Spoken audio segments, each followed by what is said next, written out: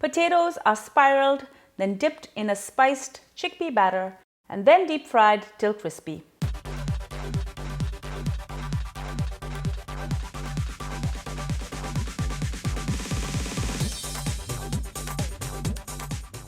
Hi everyone, welcome back to Cravings Food Adventures. I'm Karen Ahmed. I have a really exciting recipe for you today. I recently purchased a potato spiralizer, you know, the kind that makes potato tornadoes at fairs, and I'm going to turn this into a pakora tornado. This recipe is simple and delicious. Before I go any further with this recipe, do make sure you subscribe to my channel and make sure to ring that bell so you're notified every time I upload a new video. Now, let's get cooking. To make this simple batter, I have 2 cups of chickpea flour. This is also called besan or chana ka atta. I'm going to add 1.5 cups of water, and I'm just going to add the water just a little bit at a time using a whisk to remove the lumps. Add salt to taste, 1 teaspoon of red chili powder, 1 teaspoon of cumin powder, 1 teaspoon of chaat masala, and a half teaspoon of turmeric. I'm also going to add 1 tablespoon of sliced green chili and 2 tablespoons of chopped coriander. To dip the potato tornado in batter, you're going to need a narrow and deep enough dish. This one is an inexpensive loaf pan, and I'm going to pour the batter in.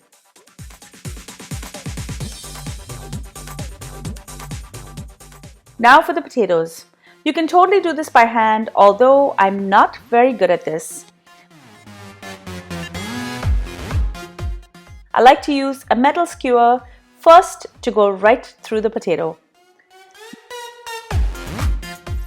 Then I'm going to use a 7 to 8 inch bamboo skewer.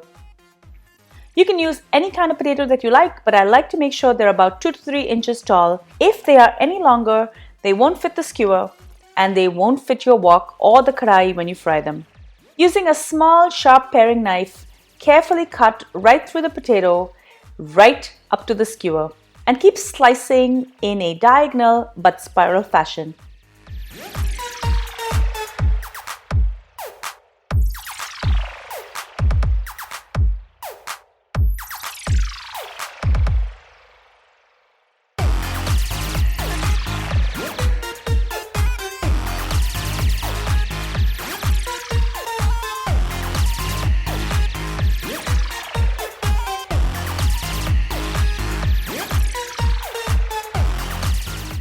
Once it's done, you can spread it out. As you can see, the manual way is not perfect, and you can risk cutting yourself, and it can also take forever. So I got myself this handy dandy gadget. This is a spiralizer, but it's not like the spiralizer I've used before in other videos. This one comes with a few bamboo skewers, a handle, and a few spare blades. I'm shocked that the bamboo skewers were protected, but the sharp blades were not. The handle is disassembled to fit the box, but it's fairly easy to screw on. The blue film is to protect the machine, but let me tell you, it's a nightmare to take off. Oops, and I also forgot, it comes with this metal skewer. You can also buy more inexpensive tools like these. Check out the links to these products in my Amazon shop in the description. I've decided to use this potato spiralizer as it makes the most sense. I'm going to use the metal skewer only to make a hole through the center of the potato, and then I will insert my bamboo skewer. Use a lock to move the arm back, and when you use a simple bamboo skewer, it's really easy to feed it through the hole above the blade. Secure the potato to the tiny blades sticking out of the arm, and be careful as they are sharp. Then release the lock again and push the potato back right up to the blade. As much as I love this machine, it did not come with suction cup feet, so holding it down with your hand is a good idea. Using the handle, start rotating the blade and watch how the potato spirals out of control, literally.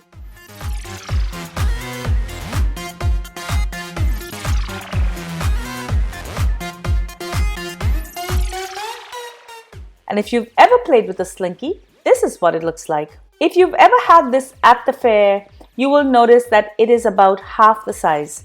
This is because at home we don't have the equipment in the home kitchen to deep fry anything longer than this. I'm going to do one more before frying.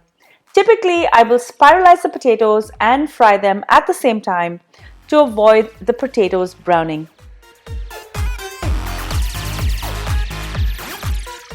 My oil is nice and hot. I'm going to dip the spiral potato into the chickpea batter, and then I'm going to insert this into the hot oil.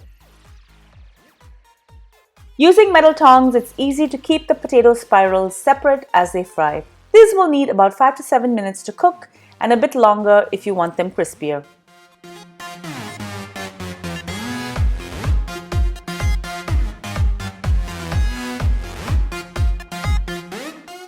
Now for the second one. This batter is enough for 6 to 7 pakora tornadoes.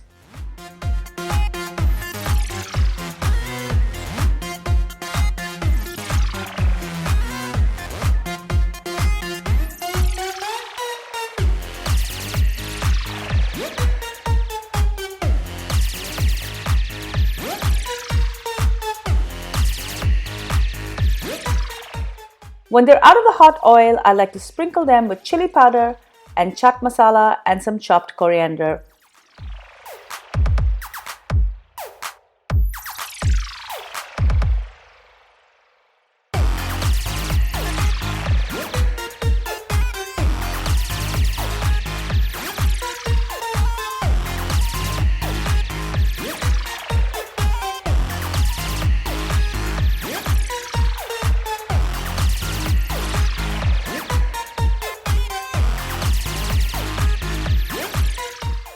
These are best when they are freshly made. They're crispy and delicious. Enjoy.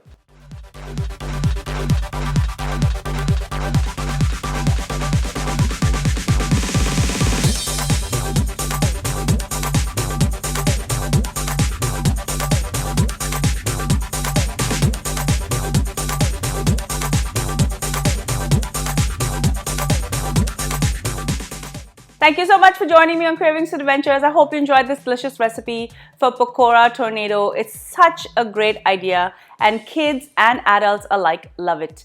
If you love this video, give it a thumbs up, leave me a comment and share it with your family and friends.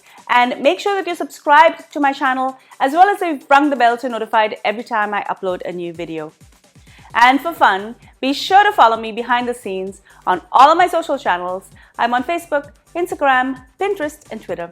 Until I see you next time, do take care. Bye.